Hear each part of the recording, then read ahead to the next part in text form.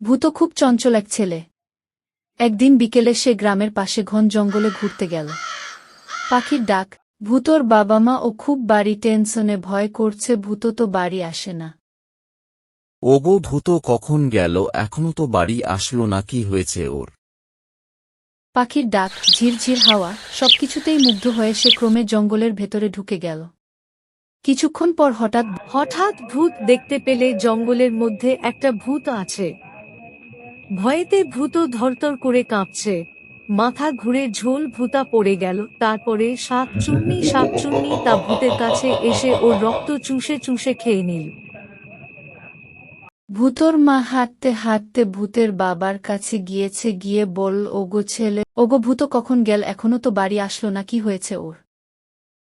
আমি যাই গিয়ে দেখি ছেলেকে খুঁজে পাই কিনা, রাত হয়ে গেল, ছেলে তো এখনো বাড়ি আসলো না, যাই। হে আল্লাহ, ছেলেকে কি হয়েছে?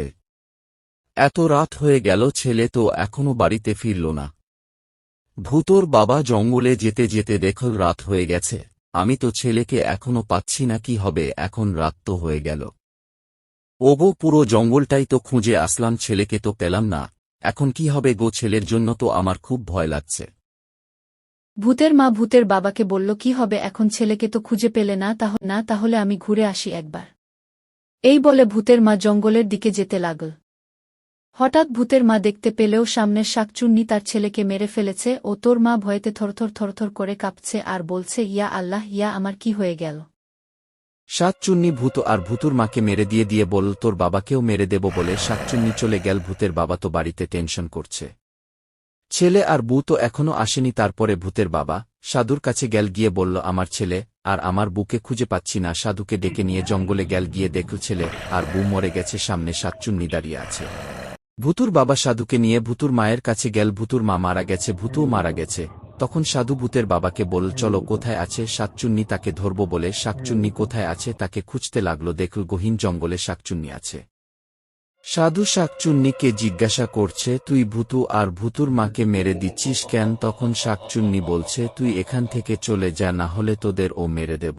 তখন শাকচুন্নি ওদের ভালোভাবে বলছে, তোরা এখান থেকে চলে যা, নাইলে তোদের দুজনার ও মেরে দেব। তখন সাধু বলল, ঠিক আছে, আমি এখন চলে যাচ্ছি, তবে মনে রাখিস আমার হাতেই তুই মরবি। এই বলে সাধু বাড়ি চলে আসলো।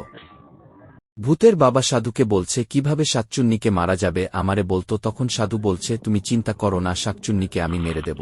সাধু হাঁটতে হাঁটতে শাকচুন্নির কাছে গিয়ে বলছে, শাকচুন্নি, আমি তোকে মারার জন্য চলে এসেছি। আর সাতজনই বলছে, তুই আমাকে মারতে পারবি না। আর সাধু বললে, তাহলে তোকে মেরে দিলাম। তো বন্ধুরা, আমাদের গল্পটি আজ এখানেই শেষ হয়ে গেল। ভিডিওটি ভালো লাগলে অবশ্যই শেয়ার করে দিবেন।